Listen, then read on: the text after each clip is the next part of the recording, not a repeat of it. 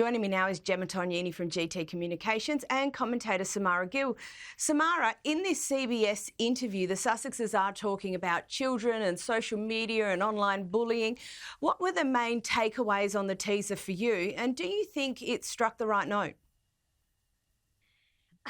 I mean, it was very hard to decipher Harry's psychobabble. I think he's been in Montecito a little bit too long. It was actually really difficult to figure out what he was trying to say. Calling parents first responders or saying that they should be first responders was really tone deaf. I mean, most parents are just trying to put food on the table and keep the lights on instead of being also a full-time therapist on top of it. But I'm not going to take, bullying advice and cyberbullying advice from someone like Meghan Markle and Harry, who have an absolutely shambolic record. I mean, we're talking about someone who made Kate Middleton cry very famously. We're talking about someone who, after her bridezilla moment at the palace when she was getting married, they had to do a formal investigation into some of the behavior that she had exhibited while she was preparing to get married.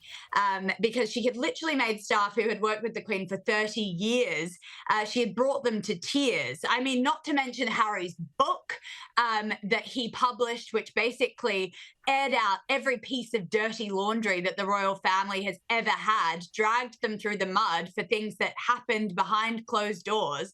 I mean, it's just ridiculous that they're now coming and saying that there's some sort of bastion of anti-bullying when their record shows that they are completely not the people to be lecturing us on this. And Gemma, privacy, cyberbullying, huge worldwide issue. And while I agree with, also many of the points made by Samara, but I understand the point that Harry and Meghan are trying to make, I still can't but help think they're doing themselves a bit of a disservice in the credibility stakes on this particular issue. Well, it's interesting that you bring up the word credibility, because these sorts of conversations, the bedrock of these conversations is credibility, and the credibility of the people trying to drive these conversations and influence the outcomes. I am on a ticket of furious agreement with Samara in the sense that this is the couple that, pimped out their children on Instagram regularly. Like, I have friends, and I'm sure you do too, Carrie, with kids who they will share pictures of their children on Instagram with their faces hidden by a little emoji or a little photo or something like that, so that their children, who aren't in a position to make decisions for themselves about who gets to see them and what their digital footprint looks like. And these aren't people who the entire, Western world and digital world knows the existence about. These are just people like you and me. So Harry and Meghan, whilst in their own minds, no doubt, are the hero of their own stories and are very well intentioned, have zero credibility in this space to talk about cyberbullying and to talk about these things, because they are still engaging in this stuff. They're still engaging in life by, media, social media, all of that sort of thing. And I do go back to that book. I mean, even talking about the woman who he lost his virginity to and the way he described it, and this woman had been getting on with her life, had by all reports, kept his secret for the last however many years. And he just described her as, I recall, like a horse in the back of paddock behind a pub. I mean, it was just absolutely vile behaviour. So I don't, bless them. I feel a little bit sorry for them, because there's just this couple continually going through this circular door of, we're so great, we're going to save the world in this issue, that issue, but they have absolutely no credibility from which to launch this conversation. And circular is a good way to put it. Samara, report this week that Meghan wants Harry to give up the lawsuits and she wants him to be free. Fair enough, legal proceedings are very stressful, but this comment seems a little bit disingenuous when all else is considered. Yeah, I mean, I think it was completely weirdly, I think that Meghan is backtracking. She's basically fettered Harry's fire for a long time. She's turned him against his family. He was obviously already vengeful towards the media after what had happened to his mother. But she has really, I think, backtracked because she didn't probably realize how traumatized and jaded he actually was. And he has obviously become very nefarious about these court cases. He continuously flies to London. He's obviously this last week on ITV he said that London is not safe, or the UK is not safe for his children, but then this week also confirmed that he's happy to go to Colombia, which is one of the most unsafe countries on the face of the earth.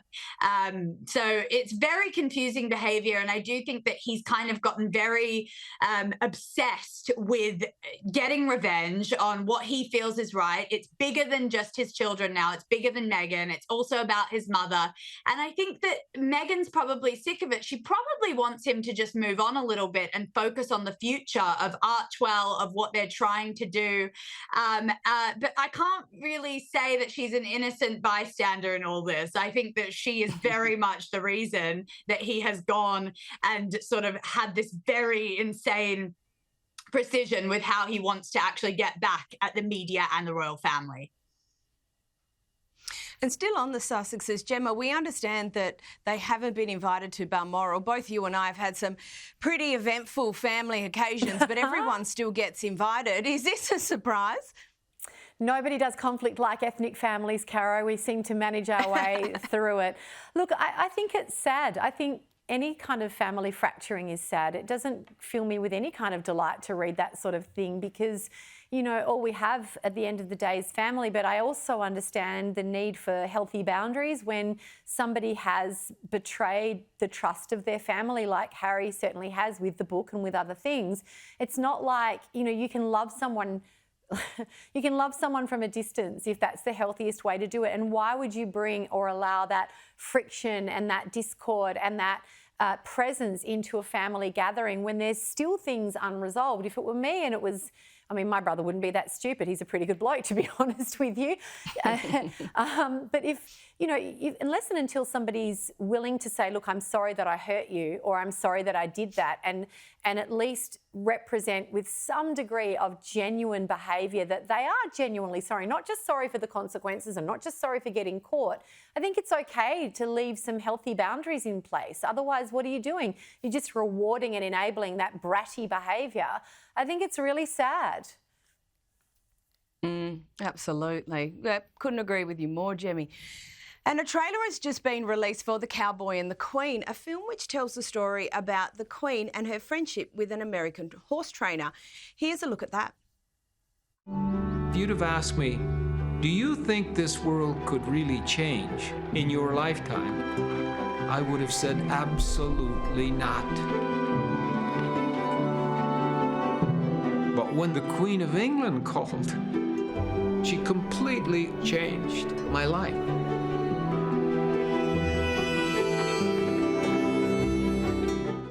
Samara, how did this film come about? I think basically it came about because Monty Roberts was endorsed by the Queen. He had a very unorthodox style to training horses, something that really wasn't popular at the time.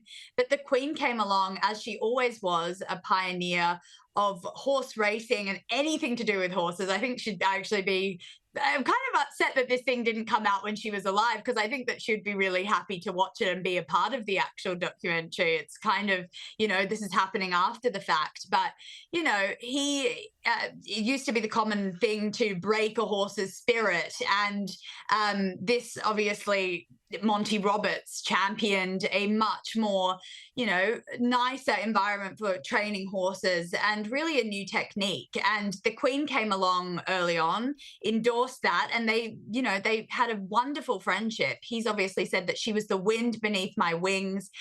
It's just an absolutely glowing report of the stoicism that the Queen had when it came to horse racing, horse riding. I mean, that was her true passion. Anyone who truly knows her is the only thing you should talk to her about is horses if you want to get on in her good books. And I think it's just a beautiful sort of homage to that passion that she had. And it's great to see that being focused on amidst all the craziness of the last couple of years with how the royal family's been brandished.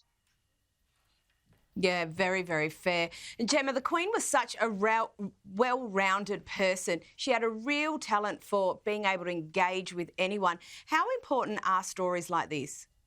I mean, they're just so important for so many reasons, but I just want to point out to those of us who are not equestrian literate, Monty Roberts is the pioneer of liberty the liberty approach to horsemanship. It is revolutionary. It is about partnership within horse and rider. It is absolutely the benchmark for how horsemanship should be conducted. It is revolutionary, and this relationship between the two of them cannot be overplayed. But it tells the story of a woman who was more than just a monarch, who was inquisitive and curious and wanting to learn, and to the end of her life, as we all know, committed to service. And I think, making a nod to our previous conversation about Harry and Meghan, they seem so desperate to create this concept of a legacy or something that they're known for.